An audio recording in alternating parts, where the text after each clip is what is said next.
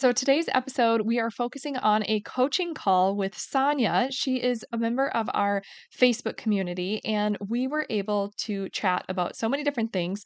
We are really focusing on breaking down overwhelming routines and also creating a plan to get all of those other tasks done that we deal with. So, that is where this call focuses.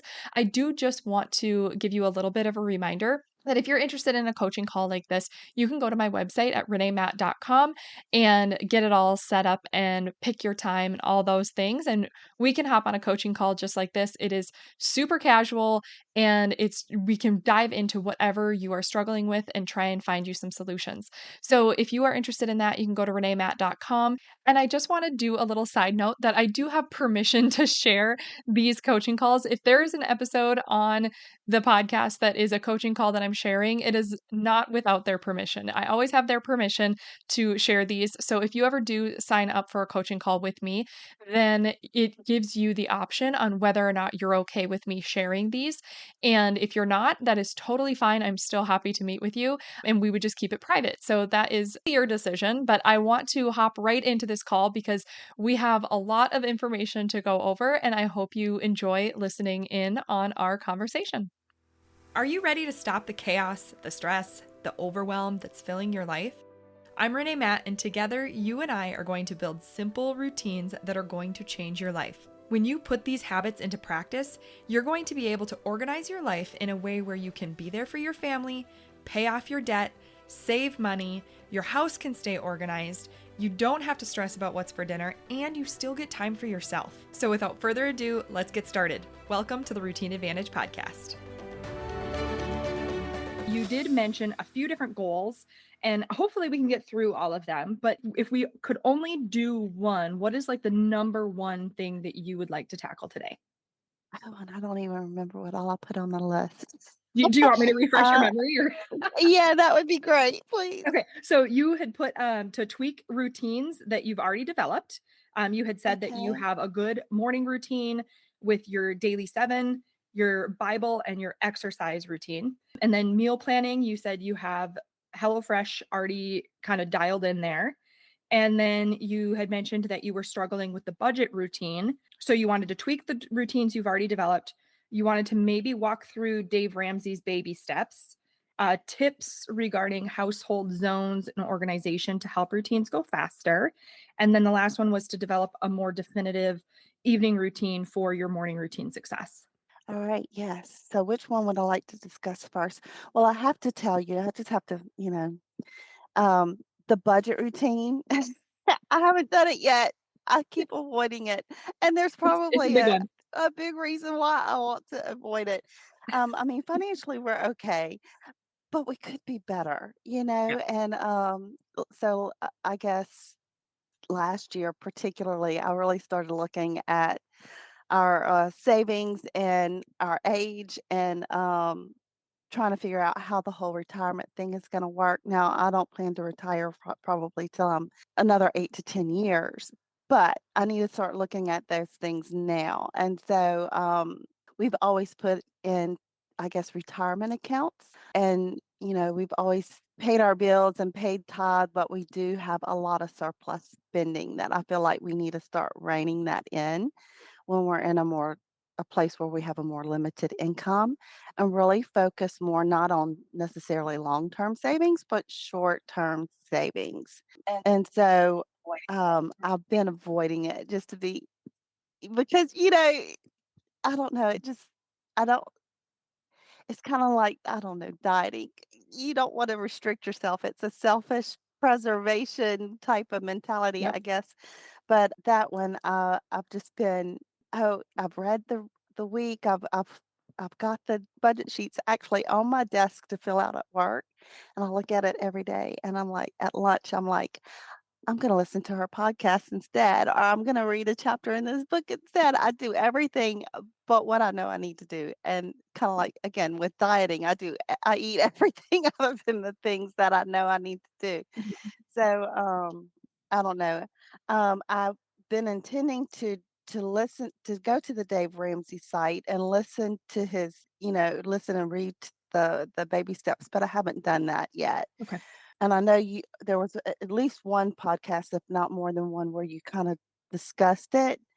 But I have to say, again, I think it's that avoidance issue. The procrastination issue. Yep.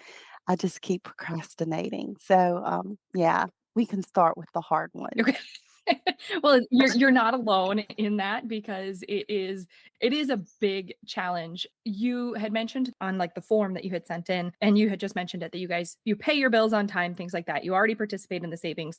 So are you wanting the just overall picture of where your money's going, what you're spending, Right, and like to kind of control a little bit of that to see where right. it's going, just more of the educational piece.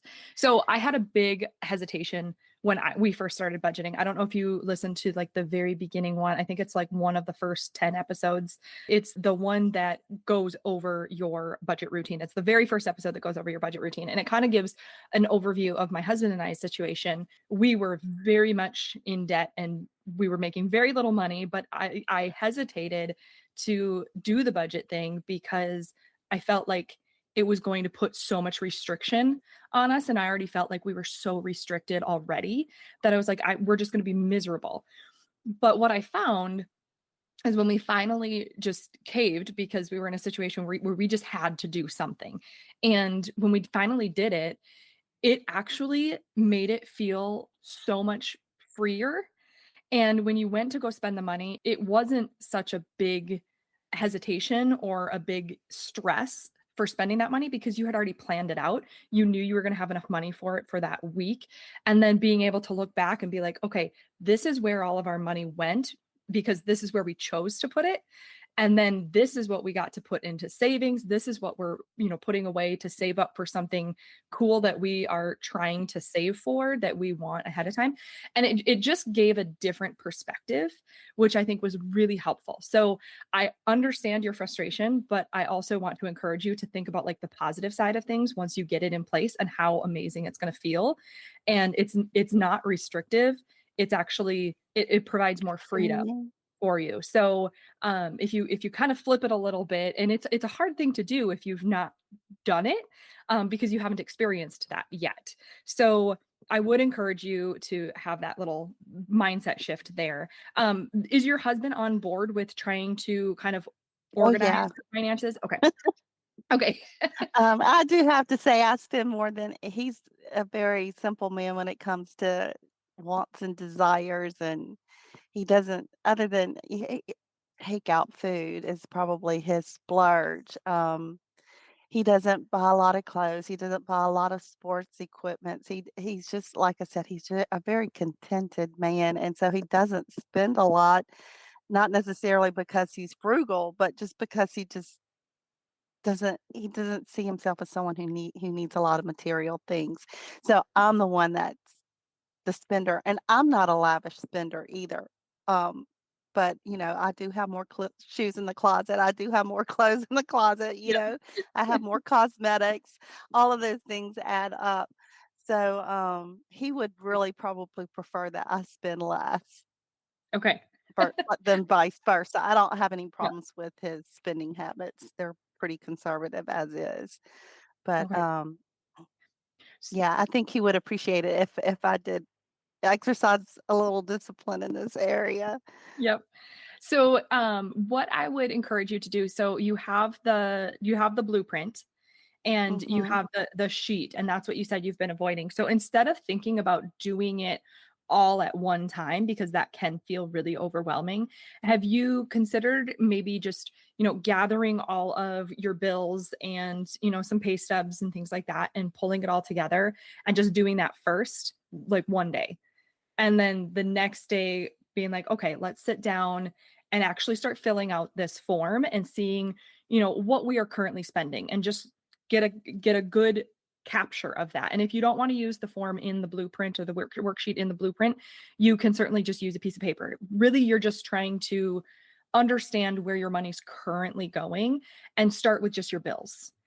And then in maybe this is like a couple week process too, because then like the next night you can just go through now that you have a capture of what your bills are, then take a look at your accounts. You look at where you have money saved, where you have any debts that you have and like the amounts on those and pull those in.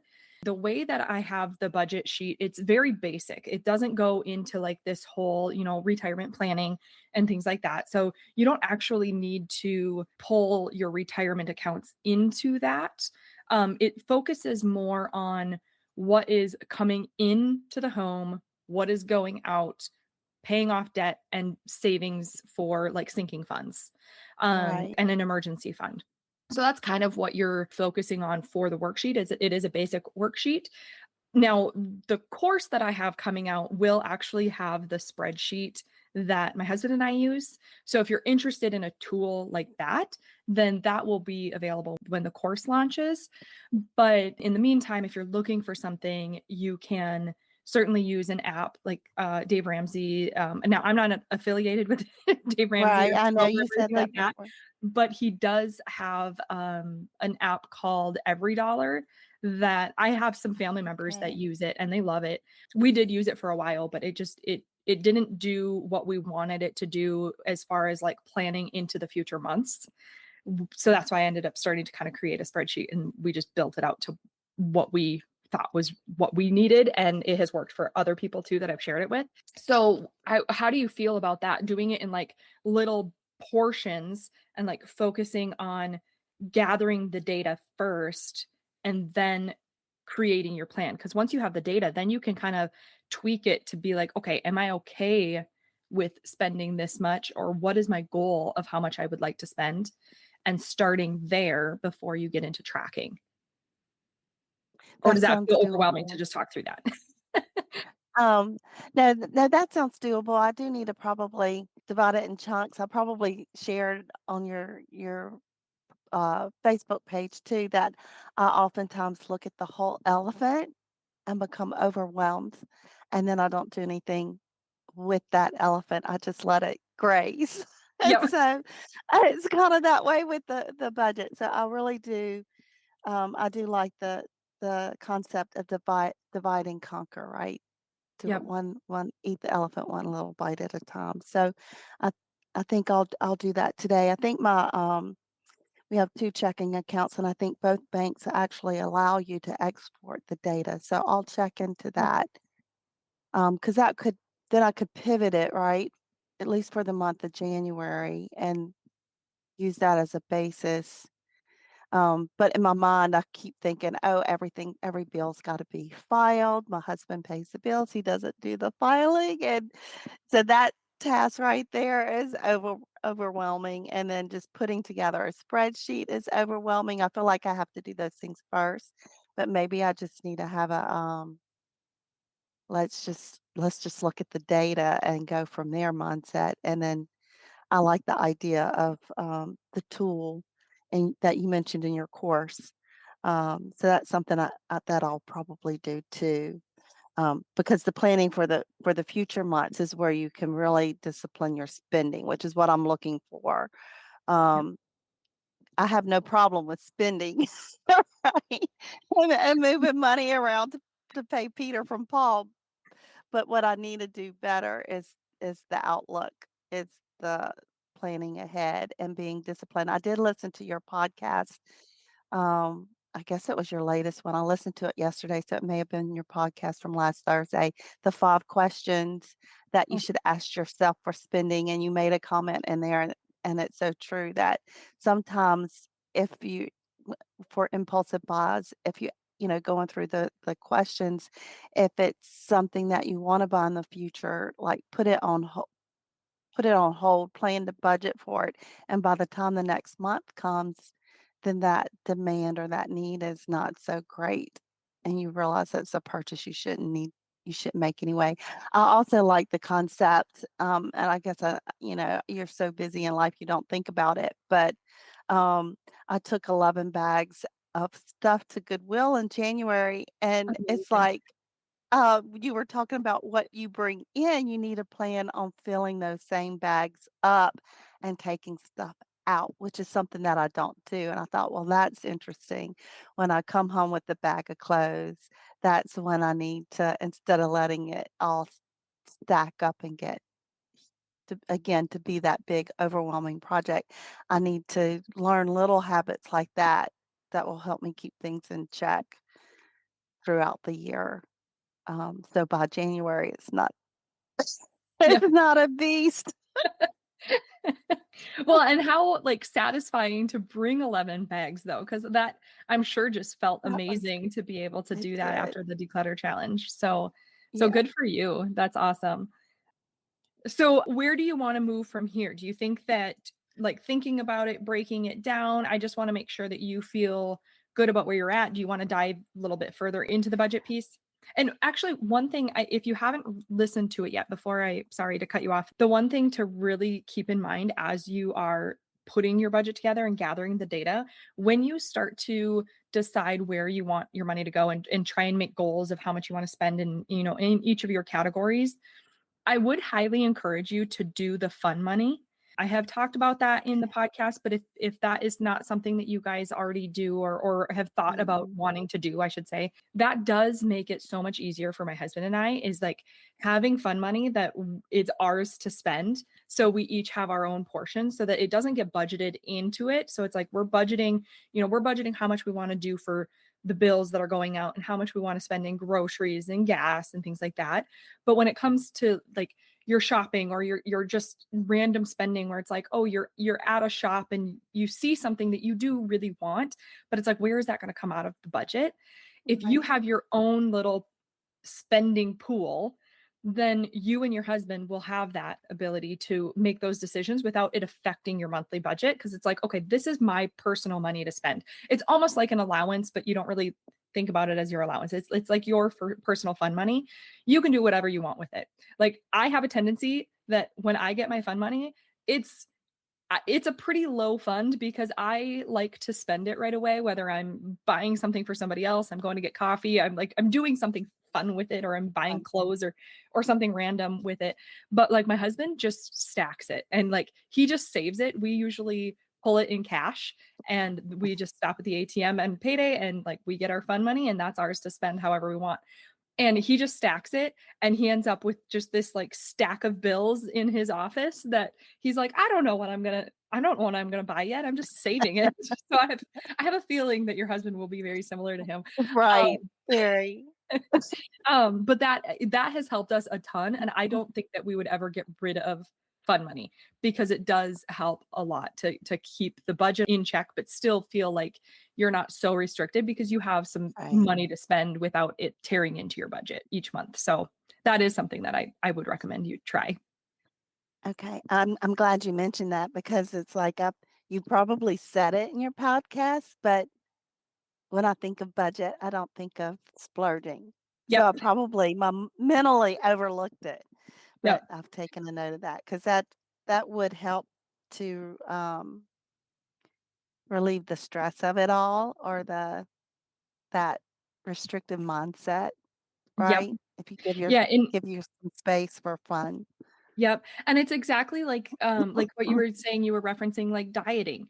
It's like when you restrict so much, then you're more likely to just throw it all away and binge on something that you've been denying yourself for how long. So, it's not a way to just go out and, eat whatever you want or whatever, like a diet. It's similar with your budget. It's like, okay, if I'm giving myself some leeway, like I can choose then what I want to spend it on. So do I want to just go splurge and have a girls' day and go get lunch and coffee and buy a bunch of weird trinkets, like whatever I want to do? Or do I want to save it for something else that I want more? And then it just gives you more flexibility and you're not as likely to just go on some spending spree on Amazon because you've been so restricted on spending anything that now you just want everything. Right. So where are you feeling about that? So do you want to dive any more into the budget piece or this is your call? We can Um, do whatever you'd like. I think I'm good. I've got, like I said, I have the week 7 list and I also have, I guess, the a shorter list that came. I got 2 of your packages. There was an 8-week package and the blueprint, and then there was like an overview package that was much shorter.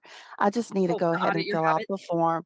Yeah, the audit that your habits, and I just need to organize my data. I think that's where I'm going to start and look at that and just try to do a little bit instead of looking at, okay, I need a gap. I need to do all of this all at once and devise a plan and put it in place all in one day instead of trying to look at it as all or nothing, which I've been choosing the nothing because I don't have the time to do the all. Just try to divide and conquer and do a little bit. Spend about 10 to 15 minutes, just like the challenge, right? Just spend about 10 or 15 minutes a day to get it in order. And it's, I don't, I don't know why it's such a mental um, block for me because it's probably not going to be that big of a deal once it gets going. Um, it's just getting organized and then getting the momentum so then it becomes a habit or a routine. And Yeah. so I think I will. And I am eager for your upcoming course. So I will want to participate in that for sure. I would love to So more to come on that, I guess.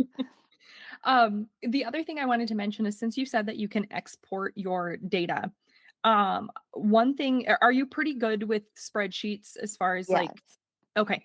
So one thing that you could consider doing is if you can export it into an Excel format, it might be really handy to add a column and create your categories. And so, like, think about your categories as, you could just do straight bills or you could break it down into what type of bills. But then your categories like groceries, gas, essentials for your house, things like that, or clothing, anything like that, and create a category in the column. And then as you go through all of your charges, just click a category or paste in a category, however you want to do it. If you do the drop downs or anything like that, depending on Right. what you're doing in Excel, but just assign it a category and just go through it and then just add up all the categories and see what your snapshot is. And that's almost going to give you the information for your form already because then it gives you what you've already been spending. And if you need to do that first, then just kind of look at your spending, pay attention to it, and then the next month export the data again and do the same thing. So then it feels like you're moving into this. If you're not ready to just jump right in and schedule everything and organize and create the plan, get a couple of months of the plan.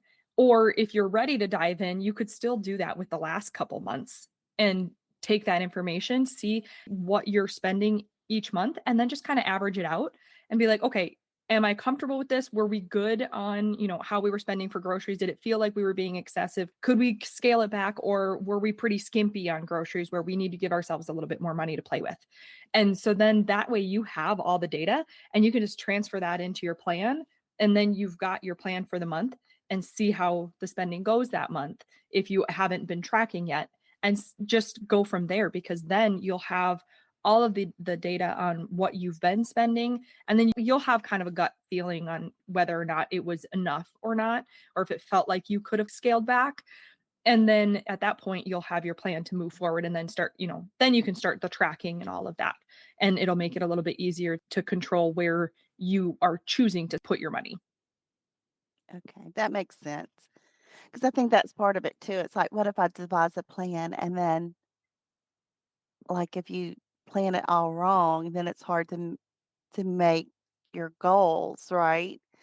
Yep. Um, so maybe it's better to kind of do what you said, categorize the data, pivot the data, and then use a couple of months as an analysis to then plug in a plan. Yep. Oh, Um, and you said You're a data analyst. so, oh yeah, mhm. you're good But with I just spreadsheets. don't, I just don't apply it to my own personal stuff. Isn't that funny how like what we do for work never really translates to our home life? Like that's what we don't do at home because we've done it all day at work. That's funny. Yeah, so that might be an easier way to gather the data that feels a little bit less overwhelming for you. Um, I did I guess we can move on to the other routines.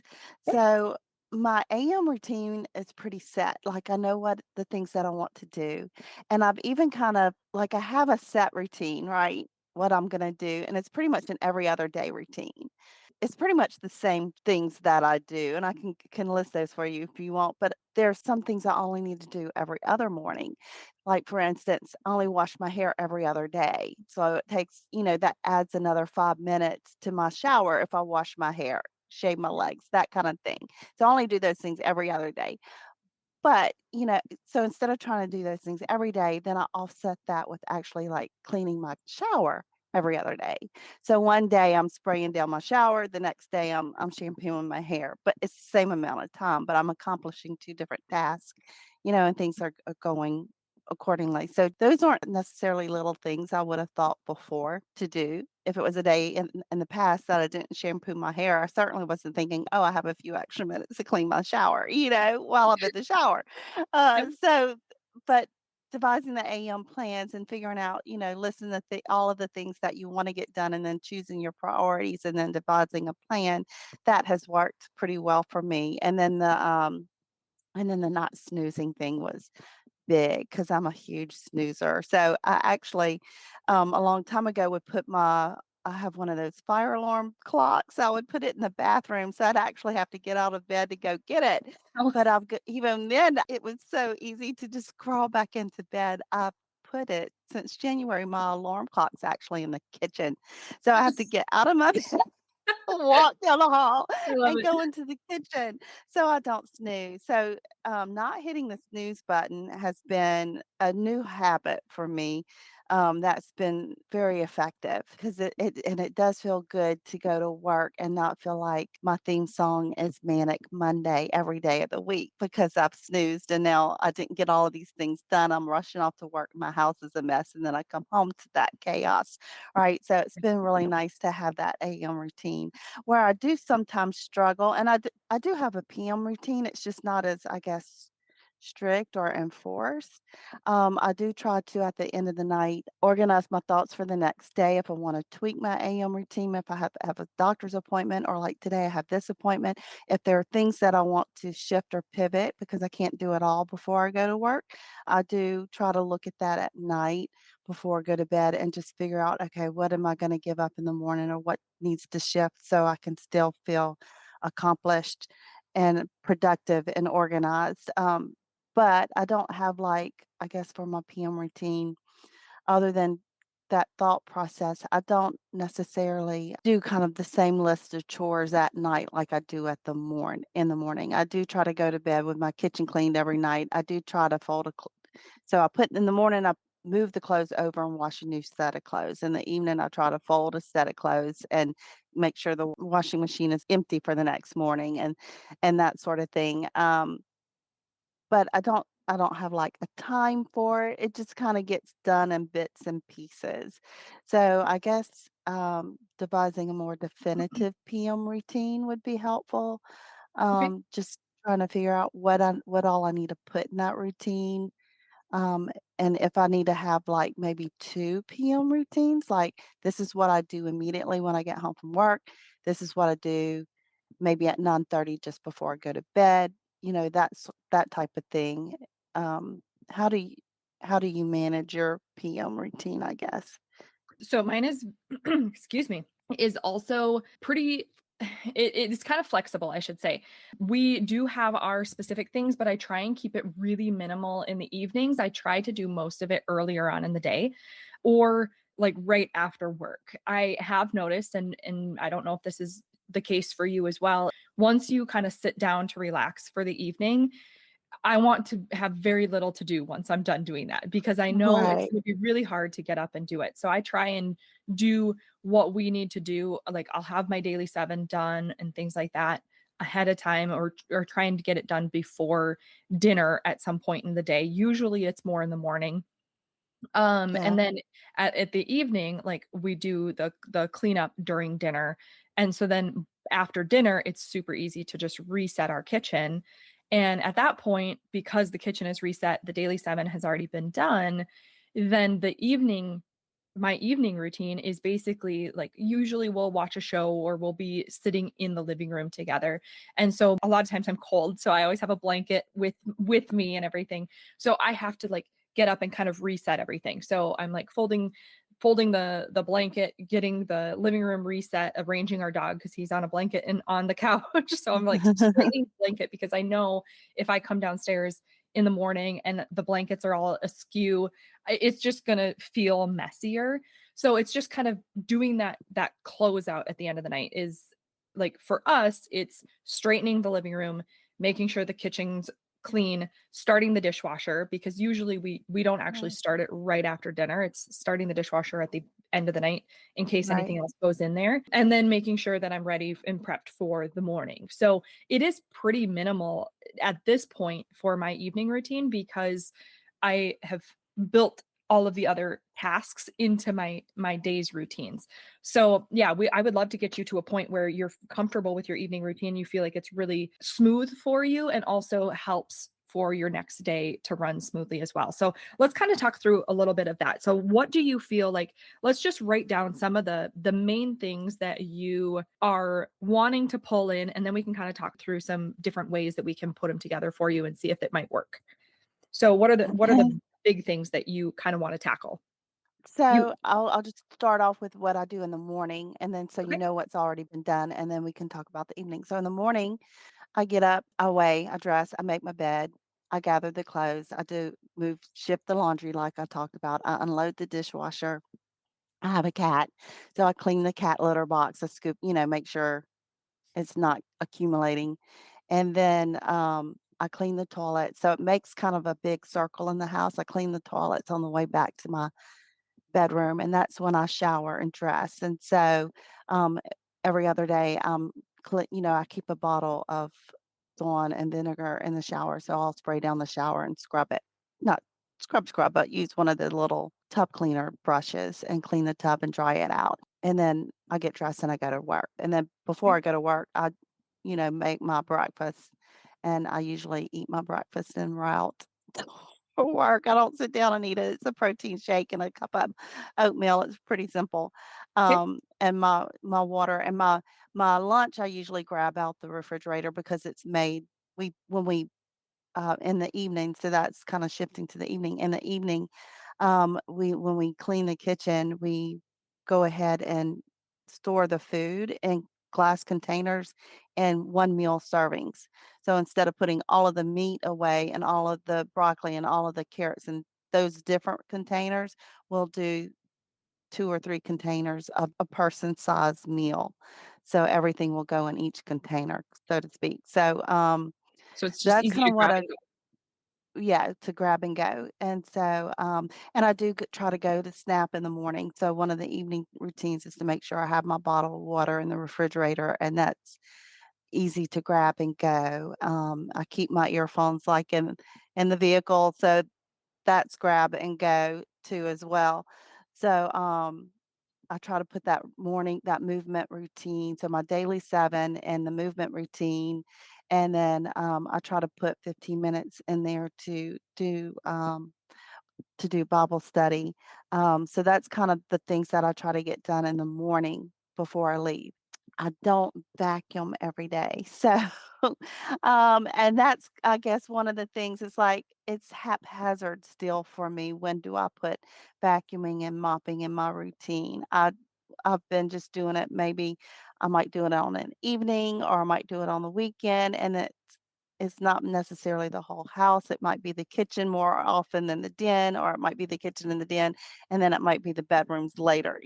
So finding a place to put that and having it like like the morning activities, having a set time, and so it becomes more of a habit than, okay, I see trash on the floor.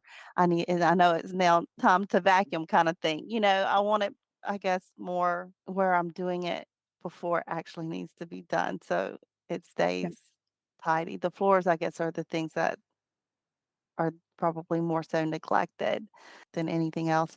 So in the evening, typically, we have outdoor animals, and I have cats, bunnies, and I have the indoor cat. So I usually come home from work, the first thing I do is feed the animals, and then I usually dive straight into supper. My thought process is maybe I should break those activities up. Like after I feed the bunnies, maybe that's when I vacuum instead of going into the mindset, let me get supper, we'll eat, I'll vacuum later. Because then later, like you said, I might watch TV and then I'm You're like, done oh for the well, night. I'll do that. I'm done for the night. Let's do that the next day. So maybe having a more definitive list of things to do between feeding the animals and cooking supper.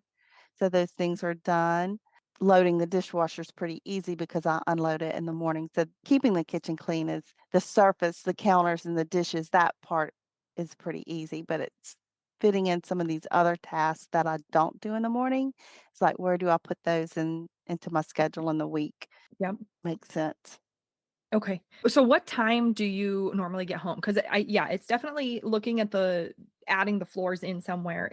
Your morning seems pretty full. So we don't want to add more stress No. to your plate for the morning. So looking at your evening, like what is your schedule as far as like what time you get home, what time the animals should be fed, things like that? Because I'm kind of thinking if you walk me through your routine on what you do when you get home, do you change into different clothes before you go out and feed Yes. the animals, or Yes. do you need to do Mhm. that? Okay. So you're already going into the Right. house. You're not Right. coming home and going straight to feed the animals. Okay. Right. Okay. So when you change into clothes to go feed the animals, do you typically do anything with those clothes? Like, do you have to bring them to the laundry room, or do you have to do anything with those, or are they kind of in your closet? I'm just kind of thinking through. I'll tell you what I'm thinking here. Yeah. Is if you're coming into the house and you're changing and you're kind of doing some things there before you go out to feed the animals, how do you feel about trying to do it where you go in, you change, and you grab your vacuum cleaner at that point, run through the house with your vacuum, then go out and feed the animals? So when you come in, your house is already like the floors are done. You can now come in and just go into prepping Cool. dinner. That might be a plan because I hadn't thought of it that way. I've just my habit's just to come home, change my Yep. clothes, and, just put my work clothes in the hamper in the bathroom, and I put my knit shorts and a T-shirt. That's my home outfit that I wear every day, and my tennis shoes, Yep. or when I go to the barn, I put the rubber boots on, and then when I come back in the house, I put on my tennis shoes, and then I immediately dive into supper. So maybe using the vacuum as a transition. Um, and maybe I need to consider keeping my vacuum, which I hadn't thought about. I keep it in the laundry room, which is in the front of the house. Maybe I need to start keeping it in my bedroom closet so then I can vacuum back to front. I hadn't thought about that. And Yep. then go feed the animals. And then when I come in, I can just walk the vacuum cleaner back to the back of the house so it's ready for the next day. I hadn't thought about that. Um, Yeah, and then your transition is smooth because then you do the same thing. Like it's just that one change, and then you can go do the animals and then still come in and start prepping dinner like normal because like we all know too, keeping it as as simple as possible because you can think about doing right, that because if you continue to go out and do the animals, it might be a little bit harder to remember to come in and do the floors unless the vacuum cleaner is sitting right there because you're so used to going straight into prepping dinner. So that right. allows you to continue that process and go straight into prepping dinner from the animals, but you still Yeah, don't have to worry about vacuuming later. right, and I think my husband, he's kinda, you know how sharks just kinda swim around before they he knows when I come home he knows my routine after I feed the animals is to cook, so that's usually when he's coming in the kitchen looking for, "Okay, what's gonna be for supper tonight? Do you need any help?" Um, Yep. and so maybe doing that before he encounters me in the kitchen too would be good. Because usually when I'm coming in from the animals, he's already in the kitchen. He's either started prepping the vegetable, Yep. um, he's it's So that like a won't throw horse. his routine off too. Right, right. Yep. So I like that idea. I think I'm gonna implement that one. So that was probably the biggest thing is when do I get my vacuum done that it's consistent. And then if the vacuum is done before I clean the kitchen, then Swiffering the kitchen after we cook should be easy. Because sometimes I'm like, I'm not, you can't Swiffer if you've got, if you haven't vacuumed. So sometimes, Yep. I know exactly what you're talking about. and I do like, because sometimes I'll put off doing the dishes. Like we'll eat and watch a show, and then I'm going back in the kitchen 8 or 9 o'clock to cleaning the dishes. I need to probably, as soon as we eat, just put a pause on the TV and maybe even ask him for help. He'll help me if I ask. I just Yep. don't think to ask sometimes. Yep. Um, Have you tried doing the washing while you're cooking? y- Have you tried that yet? yeah, Okay. I do that too. Like after I'm done with the cutting board, I go ahead and put that in the dishwasher. So the AM routine has really helped to set that scenario up. Yep. Right? So when you clean your kitchen at night and you turn on the dishwasher at night and then you get up, that's part of my routine when I bring the laundry in. I don't know if I mentioned that before. When I bring the laundry in, I unload the dishwasher. I do the cat litter box. I do the toilets. So having that empty dishwasher when I come in, then as I'm using my mixing bowls and my spatula and said ER on I'm from the South, so a lot of our words that end in A sound like ER at the end. Sorry. Um, You're good. and, uh, and so anyway, having that empty dishwasher going into the prepping of your meal helps to enable you to then load it as you go, which is helpful because then at the end you just have a few glasses and plates and utensils to add to it and wipe down the Yep. counter. So having that definitive AM routine has been a game changer for sure and has helped support what comes later, those PM routines. Yeah. Are you saying you typically are watching TV while you're eating dinner? Is that where you're saying the pause? Yeah, Yeah. yeah. There no Um, judgment. We do the same thing. We a lot of times we're like most nights we're always in the living room. So one thing that might help, what we do, and my husband is really good at this because he knows that like I like going to bed with a clean kitchen and so does he. So this might be something that you and your husband do as well is like we have the dishes like we've washed them as much as we can while we're cooking and everything. So it is really minimal. And then we go and we have dinner and we're usually watching a show or something that we've been watching. And then as soon as both of us are done eating, like he has control of the remote. As soon as both of us are done eating, he just hits pause. And so then we both get up, we go in, we package or put the food in all the containers, finish the dishes, get everything clear, wipe off the counters, and then we have like a Berkey water filter that he usually refills at that point because he's very much routined as well. He does that, and then we go and we sit back down because then the kitchen is completely reset, and now we can continue on with our show. So that is something that has helped a ton, making sure that the kitchen is reset. Because years ago, we would be too tired and we used to just go to bed with dirty dishes and we're like, oh, we'll get it tomorrow. But then you just start your day with a nasty, crusty kitchen. right. It's no fun. So so that is something that we do as well. Actually, it feels more like a like teamwork and kind of a partnership too. And it's weird as it sounds, it is kind of a bonding moment. So you and your husband might enjoy doing that where it's like, oh, this is just what we do in the evenings and that helps just reset everything. So my husband actually does more dishes than I do now at this point because I'll wash everything as I'm cooking, but then at the end I'm like usually putting things into containers while he just starts washing the remaining dishes, or getting them into the dishwasher. And that's just kind of what we have transitioned into doing naturally. And it's just kind of stuck. But you can kind of get your roles, and then it's something that it's much quicker when we're doing it together. And then it's done in no time, and we can continue on with our evening. Okay, yeah, I like that. Hitting pause on the TV and engaging my husband and going ahead and doing it while our energy levels are still higher in the day. Yep. Um, Yeah, because you've just mm, gotten done eating. You haven't like sat back to like really relax at that point because you were right, still eating. So before you even sit back and relax, just pause it and just get up and go do that. And it sounds like you and your husband have a really great relationship. So I feel like you'd probably enjoy that little pause to do something together and then go back and enjoy the evening right. together. Yeah, 36 years. That's amazing. Congratulations. Thank you. Uh, yeah, you've given me some thoughts. I guess, I before we conclude, um, like washing the car, it's like, do I need a Saturday routine, and do I need to divide and conquer, like, every other Saturday? So those kind of routines. When do you change Yep. the things that need to happen on the 1st of the month? Putting the flea ointment on the cat, changing my contacts out, doing the air Yep. filter, those kind of things. I don't have a routine for those monthly things, or maybe Saturdays, weekend So routine.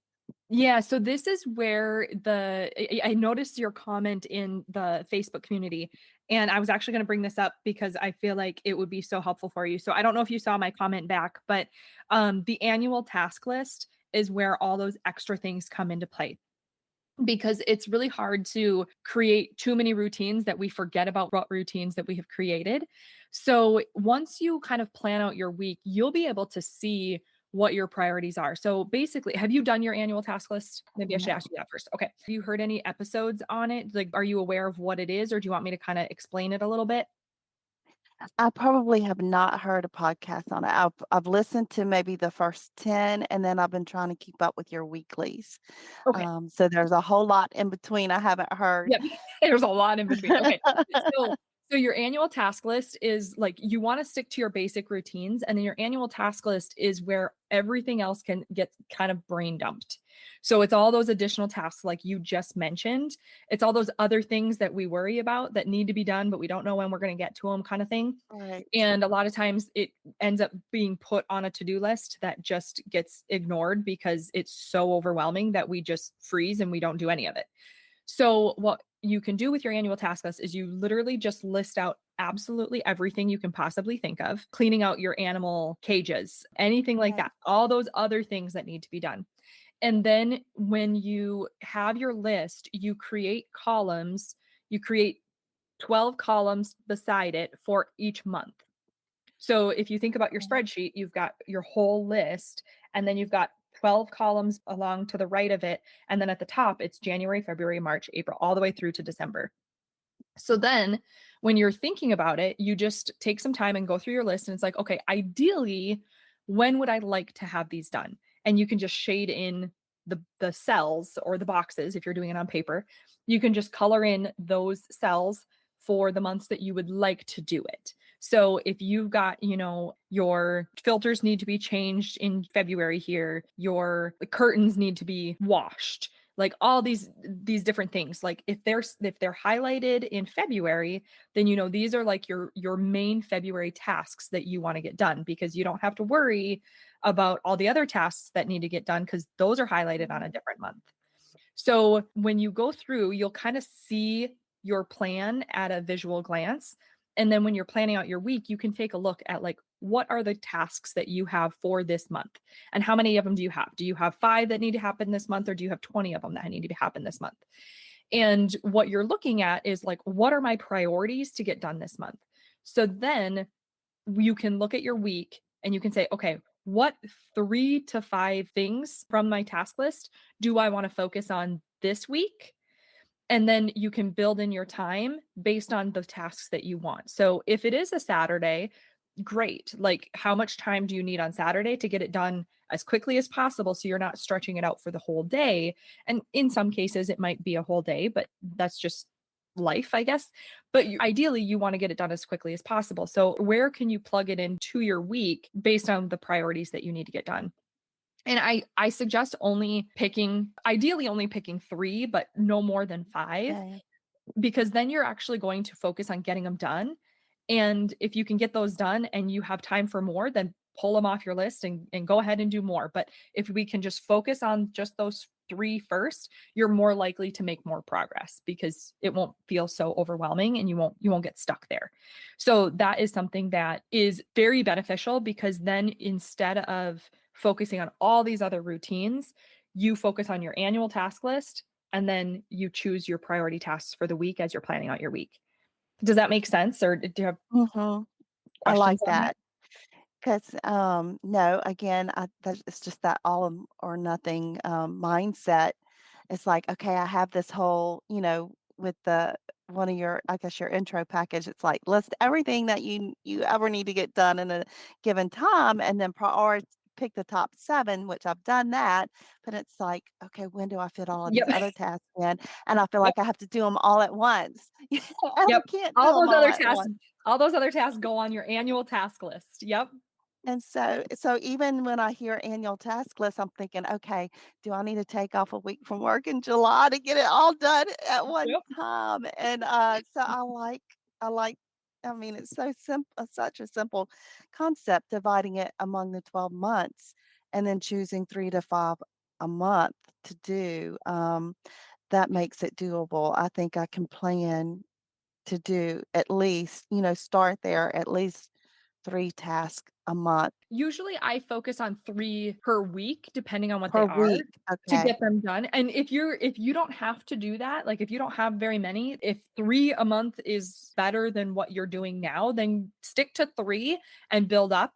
But what I would do is, like, when you're putting this list together, you're going to find that the list probably gets pretty long, based Yeah. on all the things that need to be done. So if you can focus on 3, so like for instance, actually, I'm going to pull out previous one right here. So it's like the whole list of things, and then you see how it's shaded. So certain things are shaded, and that's like the ideal time. And you'll find that some things you want to do every month, and you just shade out the whole year. Some things are quarterly, and then you just shade out the months that you want to complete those. So it's kind of a pretty chart. Art. And then Yes. what I forgot to mention, what I do when I actually complete it is I go through and I just put an X in the cell that I actually completed it. So it might have been highlighted for February, but maybe I completed it in January or March. And so I just put an Right. X in the one that I completed it. So then when I'm planning for the next year, it's like, okay, when did I actually get to it? When made sense? So now the next time planning, I can better plan ahead. Right. So yeah, so like if you're looking at it, it's like, okay, if I have clean the ceiling fans in January, and I have to clear out and wipe down the pantry, and then I have wash or replace all of the bed pillows. Like, okay, those are 3 things I can do this week. When am I going to get those things done? Because those all need to be done this month. So it's like, okay, so if I can do, clean ceiling fans, maybe I can do that on a Saturday morning while I wipe down, maybe I get all the cleaning stuff out. I wipe down the pantry and I clean the ceiling fans at the same time.